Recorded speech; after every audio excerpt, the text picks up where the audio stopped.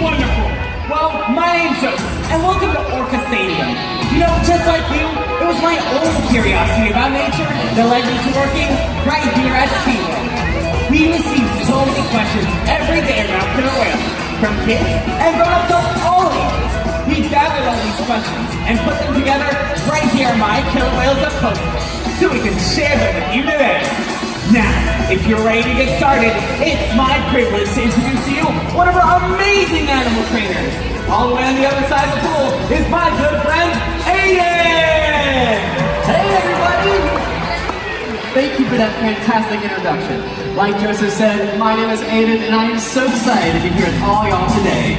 Here at SeaWorld San Antonio, we have a family, or pod, of 5 killer whales, made up of 2 males and 3 females. So, are you guys ready to meet some whales?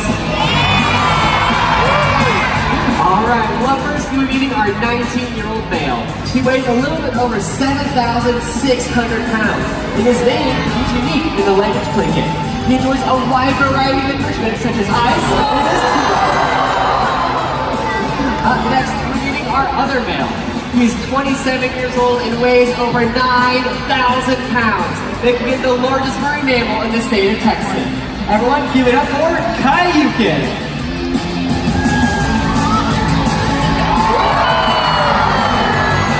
Now, if you thought the boys are impressive, just wait until you get a glimpse of the girls. You guys are going to be meeting all 3 of them, such as Kamea, our 5-year-old, Sakari, our 9-year-old, and their mother, Takara, who is 27 years old. So everyone turn your attention to the center of the pool because our girls are about to make a splash. Everyone get your cameras and phones ready and give it up for Kamea, Sakari, and Takara.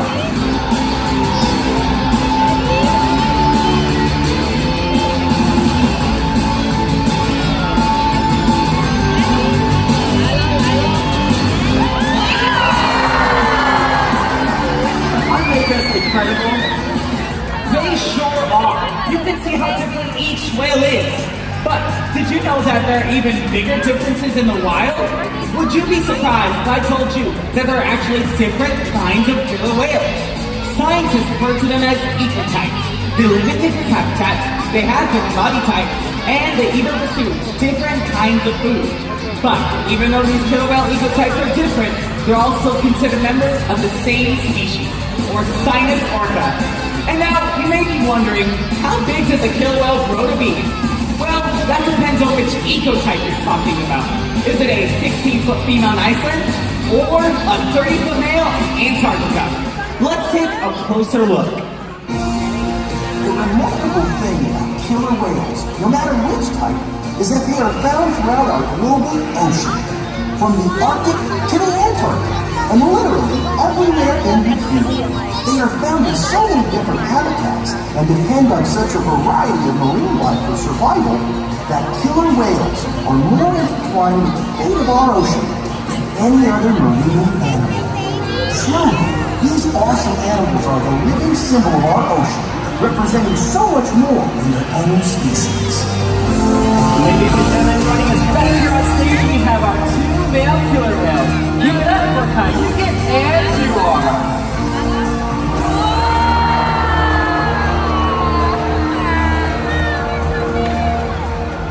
Aren't they incredible?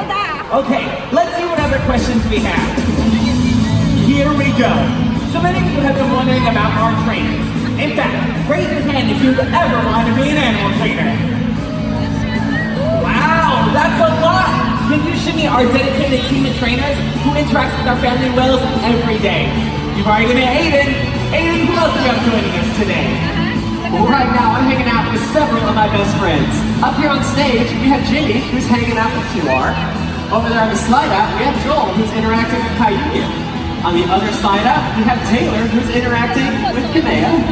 And over there towards the back, we have Amy interacting with Takara, and Julie interacting with Sakari. We're just a few members of the large team that care for these remarkable animals. Our trainers are so passionate about what they do here every day. And that makes me think of one of your great questions. Do the trainers talk to the whales? I'll let you answer that one, Aiden. That is a fantastic question, Joseph. And we may not talk to the whales like you and I talk to each other, but we have developed a series of signals that we can use to communicate with them. For example, if the trainers bend at the waist, as they're demonstrating right now, the orcas will bob their heads in an up and down motion. They also know what are called mimic behaviors, which is when they'll mimic the actions of the trainers. So if a trainer raises their arm way up into the air, the orcas will do the same. You can even wave hello, and they'll wave right on back. Give them a wave, everyone. Our ongoing communication plays an important role in developing the strong bonds we have with these animals. Because of these connections, we can then answer important questions through research. Here at SeaWorld, we have a unique opportunity to conduct research about killer whales, asking important questions that can only be answered in a setting like this. All the killer whales at SeaWorld parks participate in an ongoing body condition study. This study focuses on how body condition naturally changes in healthy and well-fed killer whales. This information is invaluable to scientists who monitor killer whales in the oceans, such as at-risk and endangered populations, including the southern resident pod that lives in the Pacific Northwest. So much of what we learn here is being used to help killer whales in the wild. Of course, there are other questions that can only be explored by studying whales in the ocean. By exploring questions both at SeaWorld and in the wild, our combined research gives all of us a better understanding of killer whales and the places they live. Now that's what I call working together. Research flowing in both directions. From our park to the wild and back again. That way, everyone benefits. Whoa, that's a lot of questions. And believe it or not, we get them every day. We sure do. And to better answer your questions, orcas can communicate using a wide variety of vocalizations and noises. Let's turn our ears to the pool to see if we can hear some of those sounds.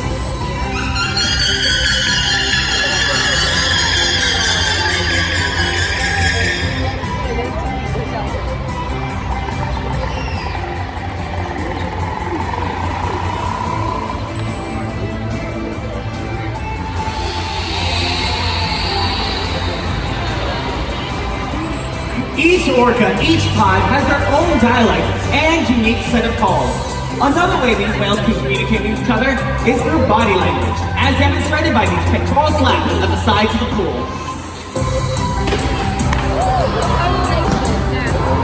When an orca uses their body to slap the water, it creates a commotion above and below the surface. Now, you may be wondering, why do whales jump? And I just so happen to have that emoji.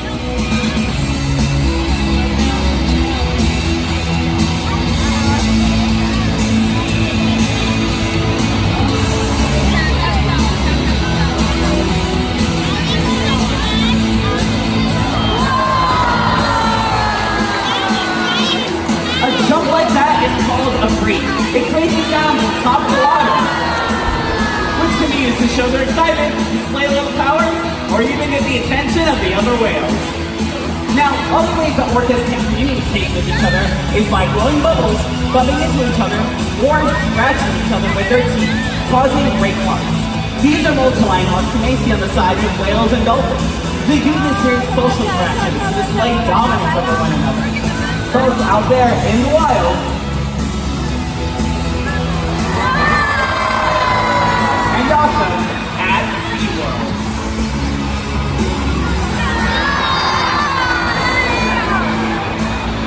Now, we just learned that orcas can communicate with each other using vocalizations and body language.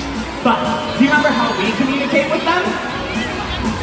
With signals, that's right! We here at SeaWorld communicate with our orcas, and we want the next generation to be able to do the same.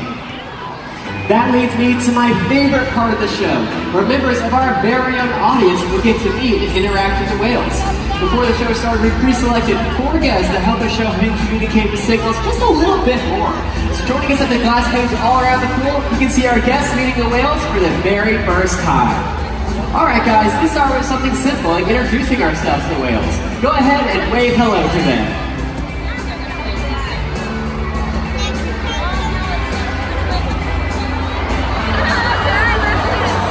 Can you guys believe it? You're actually communicating with an orca right now. up next, let's try one of those mimic behaviors. Turn around in a circle and see what happens next.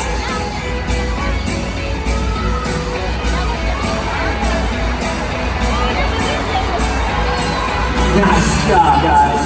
Now before the show started, I taught our helpers a super secret signal to show everyone when the time was right. Well, guess what? The time is now. So on the count of three, show everyone what it was. 1, 2, 3. Oh, guys, you gotta remember, J.W. Stadium is a 24-hour splash zone. We would like to give our volunteers this whale tail necklace as a memory of meeting all of our whales today. Everyone, let's give another hand for our guests. Great job, you guys. Looks like we got some future animal trainers on our hands. You know, being able to interact with these animals face to face is an amazing experience you will never forget. If you're interested in getting closer to our orcas or any animals here at SeaWorld, please ask Ambassador today about our up-close tours and camps. Now, let's change gears as we talk about a very important topic. Has having an orca breeding program here at SeaWorld helped whales out in the wild? Absolutely! By having a successful breeding program, we've been able to determine the developmental needs of pregnant mothers, newborn calves, and young whales. This is critical information because this is the time in their life when orcas are most vulnerable in the wild. Gaining this kind of knowledge is only possible through the research we've been able to do here at SeaWorld. We've had 30 successful births throughout our park since 1985. In fact, all 5 of our whales were born in human care, and our 2 youngest whales, Sakari and Kamea, were born right here at SeaWorld San Antonio. We will continue to share what we've learned over the past 30 years with the scientific community, so we can better understand the challenges orcas face around the world.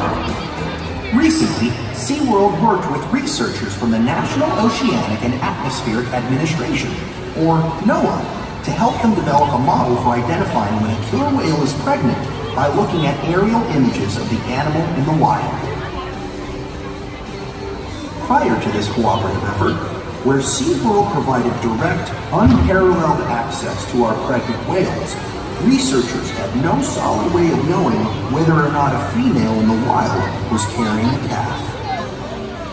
This makes me think of one of my favorite questions. Who takes care of our whales? I love this question because it lets us give you a peek at how much we care for these extraordinary animals. Aiden, are the trainers ready? We sure are, Joseph. The behaviors you guys are about to see are called husbandry behaviors, and these are what allow us to monitor and maintain the overall health care of all of our animals right here at SeaWorld. The first one you guys are going to see is called a fluke percent. This is whenever the whales will roll over, and all our trainers have access to their tail flukes. Located inside their tail flukes are a system of shallow veins which your trainers and veterinarians can use to draw blood from. We can then take this blood to our on-site veterinary care facility to analyze it and make sure all the whales are healthy. They also know what are called slide-out behaviors, which are when they slide to the shallow size of the pool. That's what whales are about to demonstrate right now. A lot of people don't know it, but we actually have an orca-sized scale located in one of our back pools, which the whales know how to slide it onto. We can use this to accurately collect data on the weights to make sure all the whales are growing and maintaining their proper weights. They also know what are called exercise behaviors. These can be seen both here at SeaWorld and also out in the wild. Now these are high energy behaviors because they require that whales can exert a lot of energy. Towards the back of the pool, you're about to see 2 are doing what's called a siding bow. This is going to help them get the momentum he needs to jump up and out of the water in the center of the pool.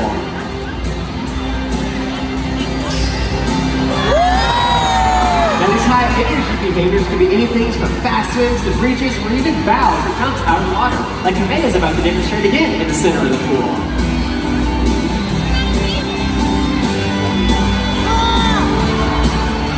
And just like how humans may need to go to the gym to get the exercise they need, we want to make sure that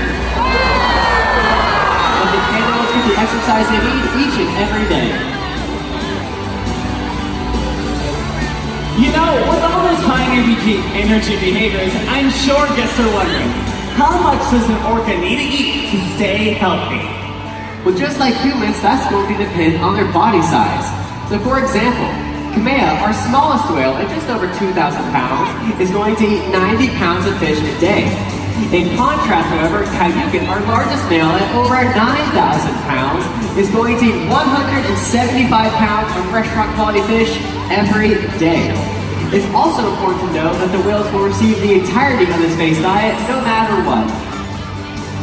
That's right. And because of being able to determine how much orcas eat at different stages in their life, researchers in the field can use this information to determine if ocean habitats are healthy enough for orca populations to thrive.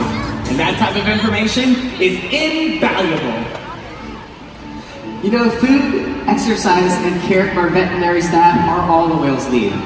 Their well-being is so important to us. We want to make sure that their minds are stimulated and enriched as well.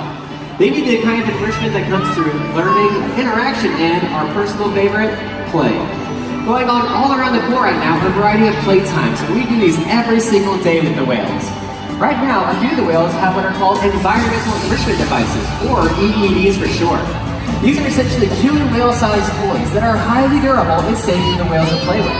They can be made from a variety of materials, such as dense plastic, fire hose, tow strap, or even PVC pipe. One of my favorite things to tell about the whales is that all of our fire hoses are actually donated from a local fire department, which really just goes to show how we partner with the local San Antonio community to help care for our animals.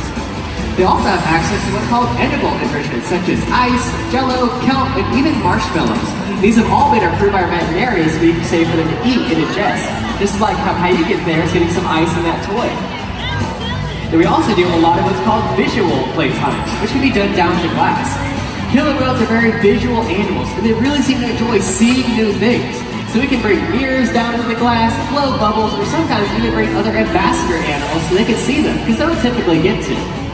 Last but not least, they're also very tactile animals, so they really seem to enjoy rub downs and even water massages. But with all the toys and games we provide for the whales, we still seem to find that the best form of enrichment seems to be social interaction with the other whales and our team of experienced trainers. That looked like a lot of fun. And I just got asked a really great question for one of our guests here in the audience. Who do you think would win if an orca were to square off with a great white shark? All right, everybody, show of hands. Who thinks that the shark would win? All right, now, who thinks that the orca would win? Absolutely the orca would win, because sharks hunt alone, and orcas hunt with a pod of whales. So it's not even a competition.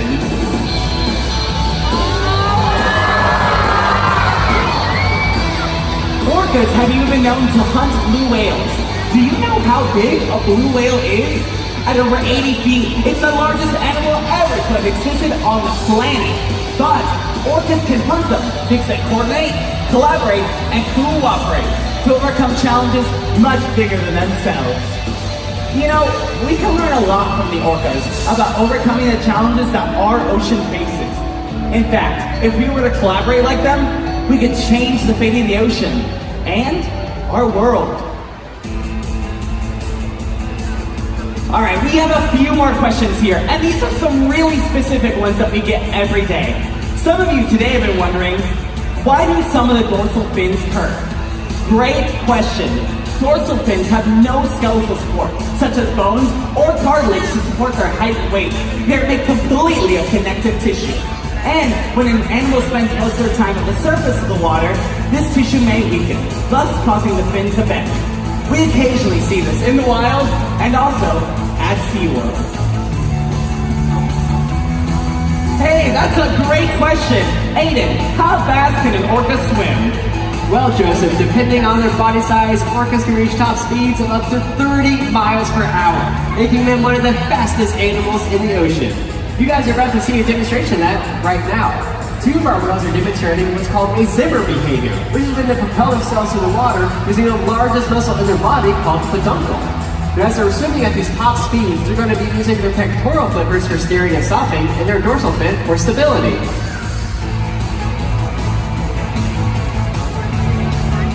You know, seeing those powerful tail fins go makes you wonder, how much water can their tails splash? Well, their tails, or flukes as they're called, can fling a whole lot of water about halfway up those stands. Which makes me start to think, if all the orcas were to splash all at once, could they get the whole audience wet? Well, maybe you guys, but looks like we're out of here.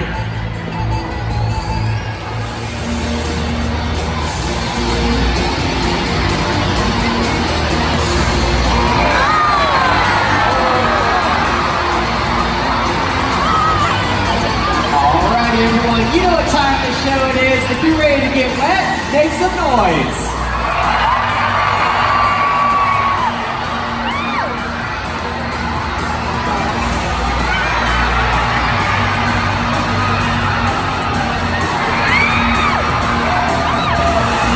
I'm gonna let you guys in on a secret. The louder you are, the harder they splash. Shout it out!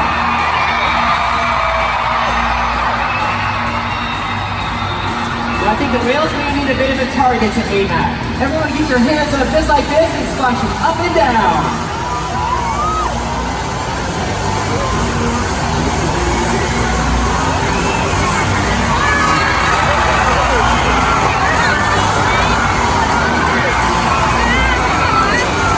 Come on down folks and don't be shy. The closer you are in the pool, the wetter you're gonna get.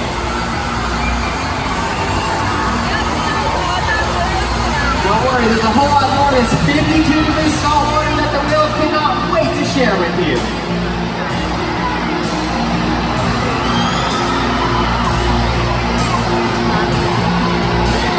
Looks like the people behind the slide outs are about to feel the power.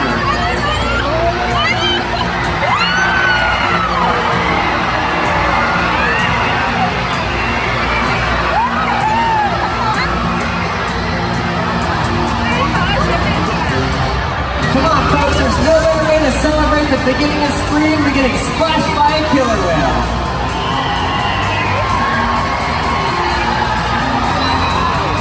I see a whole lot of dry clothing in that section of the audience. The whales are about to fix that.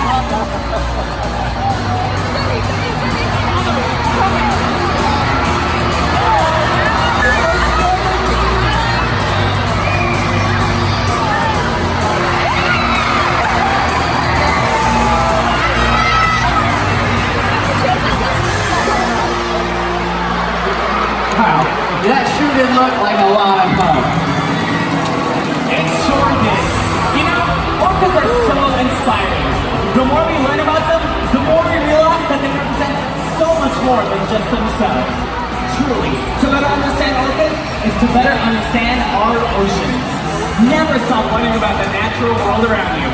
Be sure to visit SeaWorldSanAntonio.com for your free download of Silly Relatives Cookbook. You can share with your family and friends. From all of us and all the whales, thank you for wondering, thank you for coming, and thank you for caring. Enjoy the rest of the day right here at SeaWorld San Antonio.